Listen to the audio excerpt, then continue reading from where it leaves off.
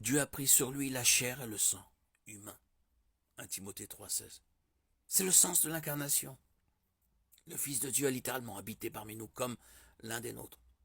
Il a dressé sa tente dans notre camp. Jean 1,14. Dieu nous a montré sa gloire et nous a offert sa grâce et sa vérité. Sous l'ancienne alliance, le tabernacle représentait la présence de Dieu. Maintenant, sous la nouvelle alliance, Jésus-Christ est Dieu avec nous. Il n'est pas simplement un symbole de Dieu avec nous. Jésus est Dieu avec nous, en personne. Jésus n'est pas une révélation partielle de Dieu. Il est Dieu avec nous dans toute sa plénitude. Car en lui, en Christ, habite corporellement toute la plénitude de la divinité. Colossiens 2,9. Le but de l'incarnation n'était pas de goûter de la nourriture ou de ressentir de la peine. Le Fils de Dieu est venu dans la chair afin d'être le sauveur de l'humanité. Tout d'abord, il était nécessaire de naître sous la loi, Galates 4,4. Nous avons tous échoué dans l'accomplissement de la loi de Dieu. Le Christ est venu dans la chair, sous la loi, pour accomplir la loi en notre nom. Matthieu 5,17. Galates 4,5.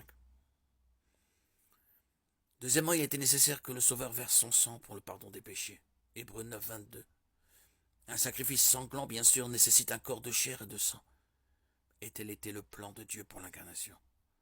Quand le Christ est venu dans le monde, il a dit, tu n'as voulu ni sacrifice ni offrande sous l'ancienne alliance, mais tu m'as formé un corps. Hébreux 10,5. Sans l'incarnation, le Christ ne pouvait pas vraiment mourir et la croix n'aurait aucun sens. Dieu a accompli une œuvre incroyable en envoyant son Fils unique dans le monde et en nous offrant un salut que nous ne méritons pas. Louons le Seigneur pour ce moment où la parole a été faite chair. Nous sommes maintenant rachetés par le sang précieux de Christ, comme d'un agneau sans défaut et sans tache. 1 Pierre 1,19. Jésus était à la fois humain et divin, à la fois homme et Dieu. Alléluia. Dieu nous parle par les événements de la vie, où se révèle sa main providentielle ainsi que par l'influence de son esprit sur nos cœurs. Si ceux-ci sont ouverts pour les discerner, nous retirerons de précieux enseignements des circonstances et des changements qui se produisent chaque jour autour de nous. En pensant à l'œuvre de la providence, le psalmiste dit « La bonté de l'Éternel remplit la terre, que celui qui est sage prenne garde à ces choses, et qu'il soit attentif aux bontés de l'Éternel. » Psaume 33, 5.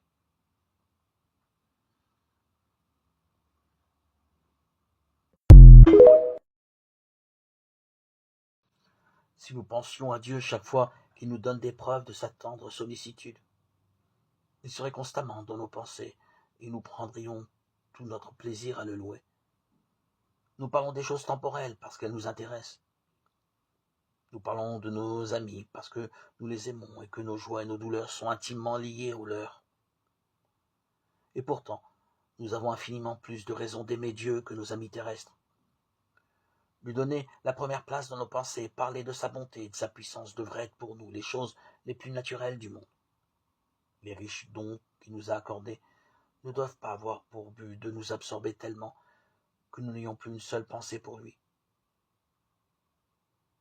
Ils sont destinés à nous rappeler sans cesse notre bienfaiteur céleste et à nous attacher à lui par les liens de l'amour et de la reconnaissance. Nous sommes trop terre à terre. Élevons nos yeux vers la porte ouverte du sanctuaire céleste, où la lumière de la gloire divine brille sur la face de Jésus-Christ, et souvenons-nous qu'il peut sauver parfaitement ceux qui s'approchent de Dieu par lui. Hébreux 7, 25.